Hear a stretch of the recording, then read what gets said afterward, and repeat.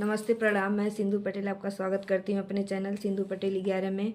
Channel पे नए हैं तो सब्सक्राइब जरूर कर लीजिएगा। वीडियो अच्छा लगे तो लाइक करिएगा। मैं जा रही हूँ माता जी का भजन सुनाने, तो चलिए सुनते हैं एक प्यारा सा भजन माँ का। मैया ओढ़ी अली लाली चुनरिया चुनरिया मई के भावे लहो। मैया ओढ़ी अली लाली चुनरिया चुनरिया मई के भावे लहो। मैया के भावेला से नूर रंग लाल नुहो। मैया ओढ़ी अली लाली चुनरिया चुनरिया मई के भावे लहो।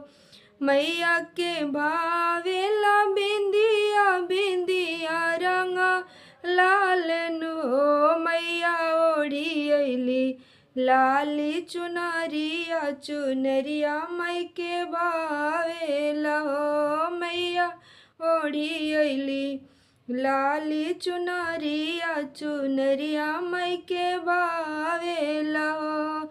मैया के भावेला चूड़िया चूड़िया रंग लाल नुहो। मैया ओढ़ी अली लाली चुनरिया चुनरिया मई के भावे लहो। मैया ओढ़ी अली लाली चुनरिया चुनरिया मई के भावे लहो। मैया के भावेला मेहंदी रंग लाल नुहो। मैया ओढ़ी अली लाली चुनरिया चुनरिया मई के भावे लहो। मैया के भावेला साड़िया साड़िया रंग लाल नुहो। मैया ओढ़ी अली लाली चुनरिया चुनरिया मई के भावे लहो। मैया ओढ़ी अली लाली चुनरिया चुनरिया मई के भावे लहो।